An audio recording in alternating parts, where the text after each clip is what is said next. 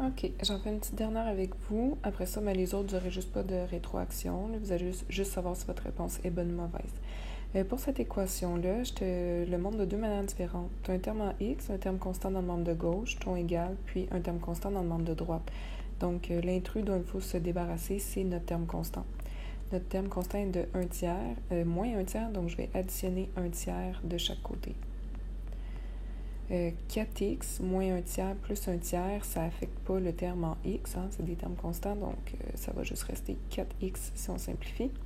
Et de l'autre côté, 5 plus 1 tiers, je le ferai à part. 5 plus 1 tiers, c'est comme 15 tiers plus 1 tiers, qui donne 16 tiers.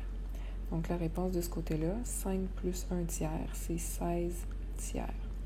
Ensuite, la manière que tu peux le faire, nous, ce qu'on veut, c'est diviser par 4. Fait que si je divise par 4 pour avoir un seul x, comme ça se fait bien diviser par 4, mais 16 tiers divisé par 4, ça se peut que ça t'embête un peu de le voir comme ça. Donc, c'est comme si tu avais 16 tiers divisé par 4, qui est 16 tiers, multiplié par l'inverse de 4, qui est 1 quart. Hein, c'est comme si on avait inversé numérateur-dénominateur. Donc, ça donne, non, si je simplifie, 16 et 4 se simplifient, il reste 4. Donc, la réponse serait 4 tiers. Donc, x, 4x divisé par 4, ça donne juste le x. Et le 16 tiers divisé par 4, ça me donne 4 tiers. On peut aller valider la réponse. Donc, A. Est-ce que c'est vrai que si mon x vaut 4 tiers, je vais arriver à 5. J'ai 16 tiers moins 1 tiers. Est-ce que ça donne 5? 16 moins 1, 15. 15 tiers, est-ce que c'est égal à 5? Oui, 5 est égal à 5. Je vous avais parlé d'une deuxième manière de le faire. Ça se peut que tu l'aimes beaucoup. C'est que dans le fond, celui-là est un petit peu plus difficile juste à cause de la fraction. Le dénominateur de 3. Fait que vu que tu as le droit de faire ce que tu veux au membre de gauche du moment que tu le fais au membre de droite, si ça tente, ben multiplie tout ça par 3 et multiplie tout ça par 3. Je vais te montrer qu'est-ce que ça donne. 3 fois le 4x moins 1 tiers.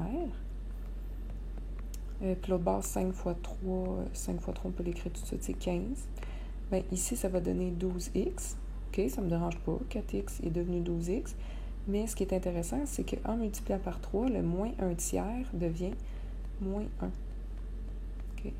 Donc, une bonne stratégie quand tu veux faire disparaître tes dénominateurs dans une équation, c'est que tu as juste à multiplier par la valeur du dénominateur, puis ça va la faire disparaître. Mais attention, je n'ai pas juste multiplié ça par 3, j'ai multiplié chacun des termes de mon équation par 3. Et vous allez voir, on va avoir une solution équivalente à tantôt, mais qui n'était pas simple.